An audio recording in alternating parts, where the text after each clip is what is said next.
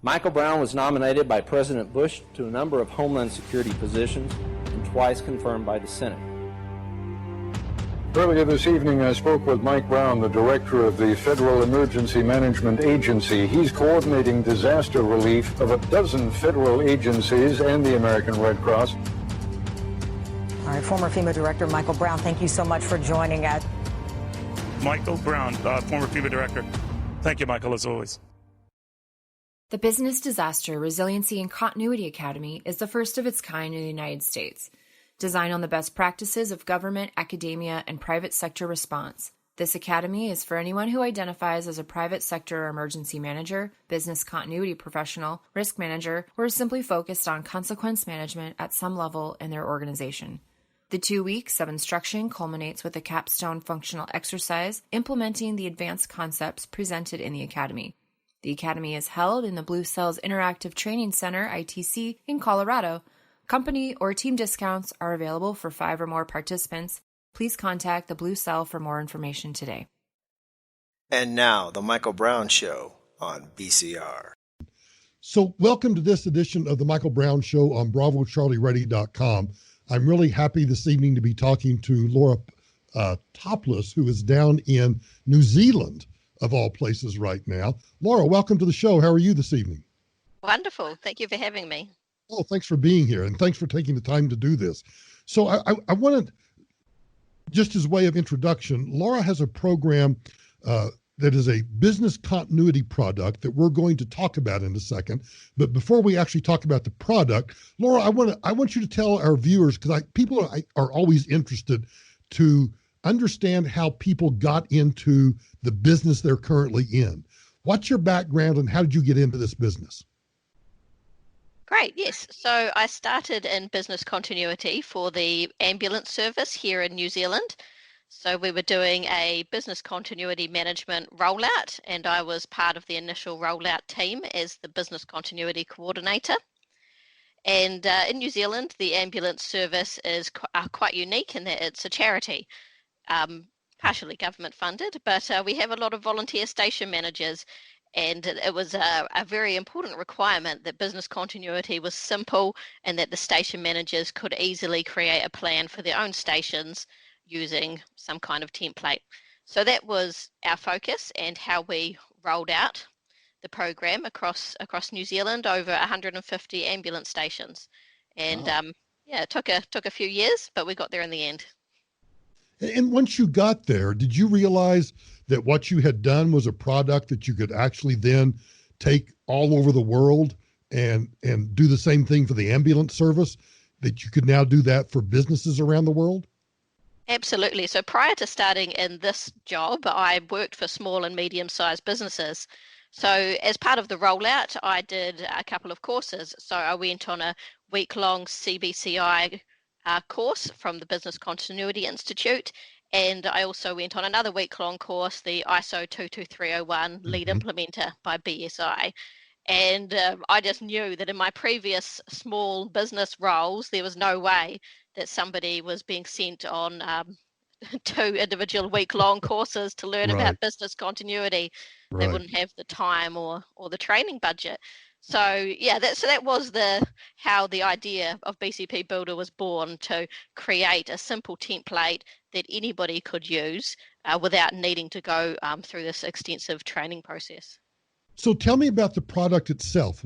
What is the product and how do people utilize it? So BCP Builder it's a simple software product. It's an online form. You fill it in just like a form. There's guidance included in it. It has 13 tabs across the top, and the idea is that each tab represents a significant element of the ISO 22301 standard, and that once you've completed all that information, you've got a robust business continuity plan. So what have you found in terms of worldwide? Is it a pretty good cross-section of both public sector and private sector organizations that are using it, or is it lean one way or the other? Who's using the product? Yeah, so it's primarily private sector, although for a while there I did have a consultant using it for a Department of Health. in the US where you are. So that was a bit of a public one there. And the majority are smaller businesses that use it for the single plan option, and they're US based and generally private companies. Okay. So when when you and I talked earlier, you gave a great example of you have a person who called you or reached out to you and said, to put it in the vernacular, the boss wants a business continuity plan tomorrow. Oh my gosh, what do I do? Tell me that story. Yes, so that was the call I had this morning, actually. So, yes, this woman is a contractor and she'd been asked to come in tomorrow and present her business continuity plan. And so she downloaded the free templates off the internet, and I won't pretend that there's not plenty of them available, but Sure. she found it really confusing, and especially the risk and threat assessment, and I don't even know if she'd got to the BIA. Right. And so the idea of BCP Builder is that it really simplifies the process. I have examples from the Business Continuity Institute Horizon Scan report included in my risk and threat assessment. So it gives you an idea of what risks should I be thinking about, what are the most important risks that other companies are seeing. And yeah, so the idea is that you can create it quickly, but you should be developing it over time. So even if you do whip up a business continuity plan in the space of one day, the idea is that every small incident that you face in the future, you should be updating your plan and growing your plan, and you've got to start somewhere. So unlike which I know in crisis management, emergency management, this drives me crazy, but so many people develop plans and they go into a really nice binder and they get put on the shelf and nobody ever uses them. And then when something really bad happens, everybody's scrambling to find the plan, which Blowing the at that dust point, off it. right, exactly, which by that time is too late. But what you're describing is something that somebody can take and use as often as needed. They can grow it and expand it. They can downsize it. They can do whatever they need to for their particular needs. Exactly. I think a lot of plans are really filled with jargon and are difficult to understand, and people don't use them because they just don't actually understand how to use them. So the idea behind my product is that it's written by the people who are going to use it. It's written in their language, so they understand it, and the best way to get the most out of it is to use the plan regularly. Use it for every small incident. Put your electrician's details in there so that you're looking up the business continuity plan when you need to call the electrician. And then when that person's not available, you update the details so that everything is always kept up to date and you've got all that information in one place when you really need it. That's actually a great, I love that example, because business continuity is not necessarily about the big crisis that occurs. It's also about all those little things that occur where everybody is scrambling. I've always tried to preach that people need to understand who it is they reach out to for any particular thing that happens. And to your point, it might just be the electrician. Who's the electrician? And that goes into the plan. Absolutely. And if there's someone you use regularly, makes it easier if you've just got their details rather than someone going to in New Zealand, the old thing is the yellow pages, the old book. I'm sure you have a phone book, going through the phone book or going to Google. Right. Yeah. So explain to the listeners. You've talked about it being, you have templates and you have all the tabs and everything.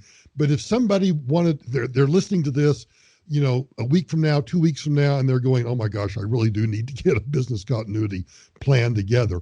How do they go about getting in touch with you or accessing the product that you have?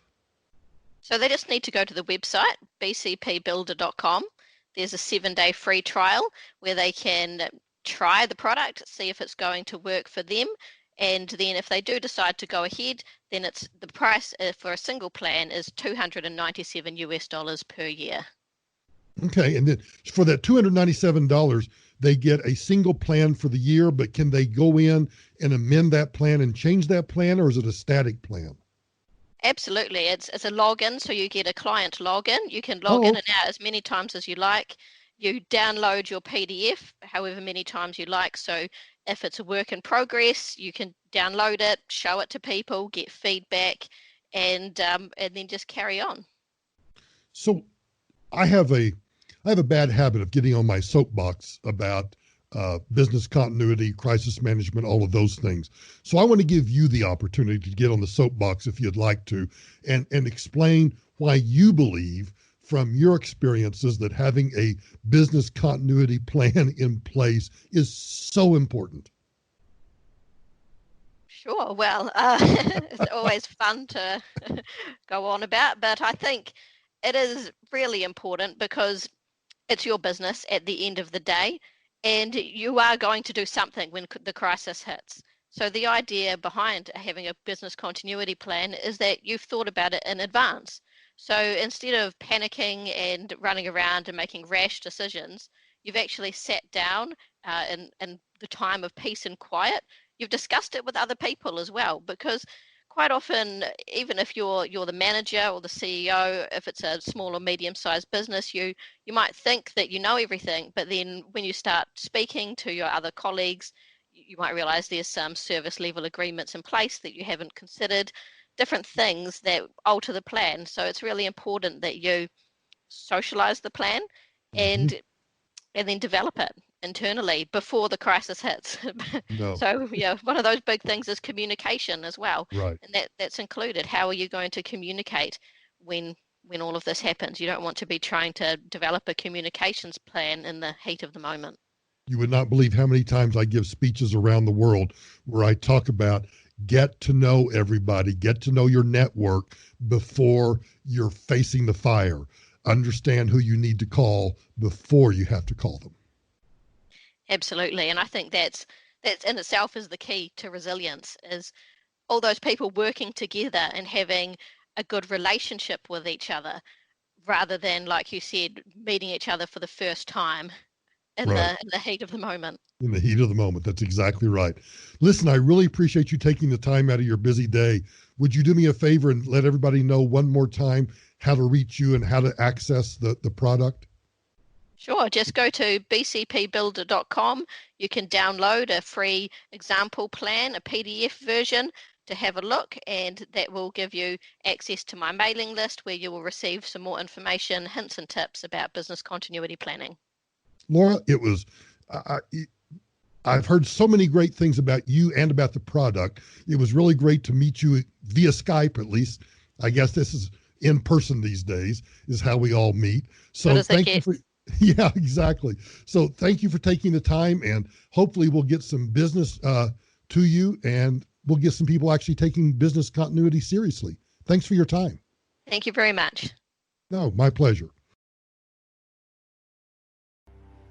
The Blue Cell and the Michael Brown Show on BCR thank the following advertisers and collaborators: